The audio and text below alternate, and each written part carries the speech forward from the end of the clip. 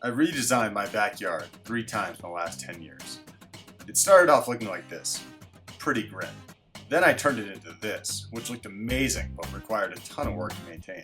I even had a little vegetable garden. But I wanted to use my property to grow a lot more food, so I decided to build a highly productive, totally organic, self-irrigating vegetable garden. Soon, I was growing more than I could eat myself. After that, I decided to get rid of all the grass and build a perennial garden along the side and back of the house. Now I'll show you how I transformed my lawn into a garden. It started with digging, a lot of digging. I turned the sod over into big heaps and shaped them into berms, which I'd use to provide some architectural structure and design to the garden. I lined the berms with reused bricks. Next came a lot of raking and grading, so I could lay the flagstone pathways and patio.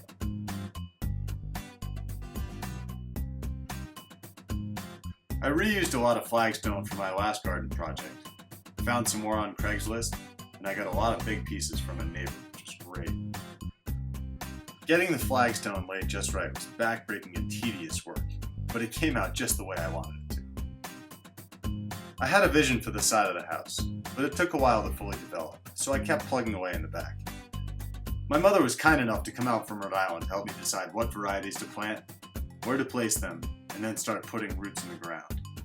We used as many native and semi-native plants as possible. I also opted for a lot of fruit bushes and trees. Here you can see my dank compost, rich with minerals and lots of earthworms. The patio area was taking shape nicely and helped to inspire my design for the rest of the space. Still more digging to do in the side yard, and lots of flagstone in place and lead. I had to dig around my irrigation system, but with all that digging, it was inevitable that I'd have to make a repair sooner or later. With each passing day, things took better shape.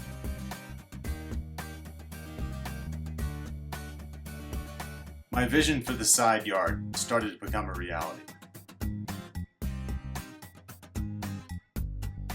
We got a snowstorm on April 30th, but as always, we'll take all the moisture we can get in Colorado.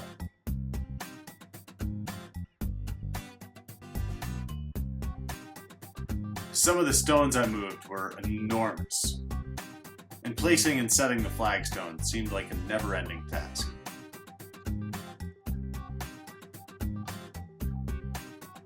All the flagstone is officially laid. I moved the flagstones from the raised beds over to the patio and instead laid a couple-inch layer thick of stone dust, which I also spread between all the cracks.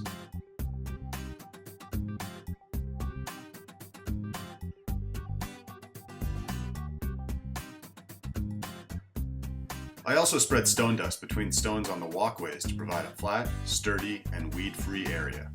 I planted ground cover between many of the stones on the path, then spread stone dust between them for weed control and aesthetics.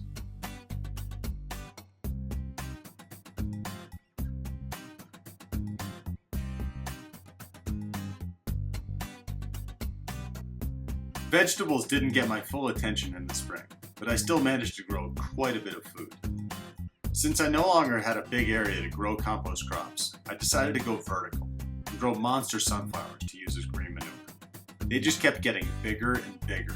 It's gonna be maybe 12 feet high.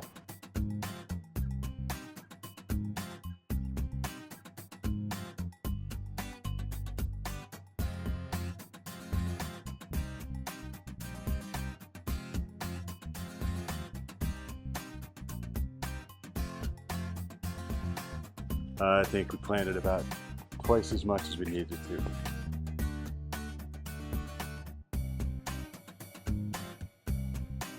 As usual, my basil filled in nicely. I had tons of lettuce, some corn, and an endless supply of cucumbers and zucchini. And now the tomatoes are coming on strong.